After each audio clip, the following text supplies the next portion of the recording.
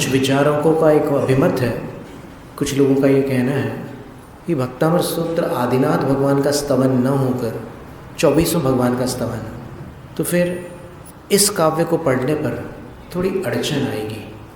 कैसे आएगी? तो आप सुनिए इसका अर्थ। उन्निद्र हेम नव पंकज पुंज कांति पर्युल्लसन नख मयूख शिखाभिरामो तव पादव। तव पादव यानी आपके पैर, आपके चरण। कैसे हैं आपके चरण? तो बोले उन्निद्र हेम नव पंकज पुंज कांति। उन्निद्र यानी खिले हुए। कमल जब नींद में होता है तो बंद होता है सूरज डूबने के बाद, और सूर्योदय में ऐसे खुल उठता है। तो उन्निद्र का अर्थ होता है खिले हुए। हेम नव पंकज, स्वर्ण के नवीन कमल, और एक कमल नहीं, पंकज पुंज, कमलों का पुंज, उसके जैसी कांति किनकी है? तव पादव, आपके चरणों की। तो अगर अपन 24वां तीर्थंकर लेंगे तो फिर अपने को ये बाध्य होकर के मानना पड़ेगा कि पद्मप्र भगवान पूरे लाल थे लेकिन उनके पैर पीले थे। सुपार्श्वनाथ भगवान पूरे हरे थे, बस पैर पीले थे। चंद्रप्र भगवान पूरे सफ़ेद थे, पैर पीले थे।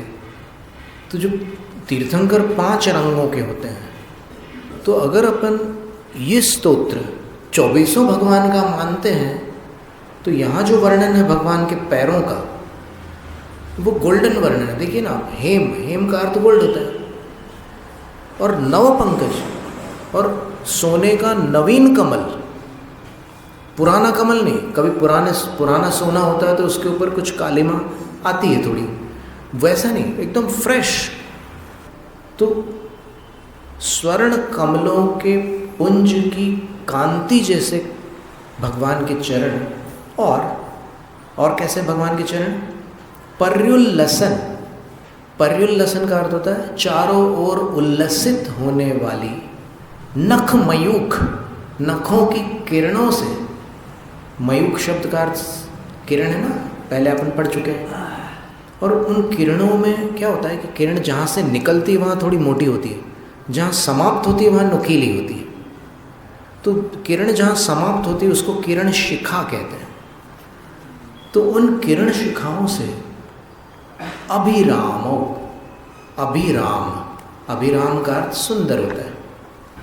तो हे जिनेन्द्र, तव पादो, आपके ऐसे सुनहरे चरण, यत्र पदानि धत्तः, जहाँ पर पग धरते हैं।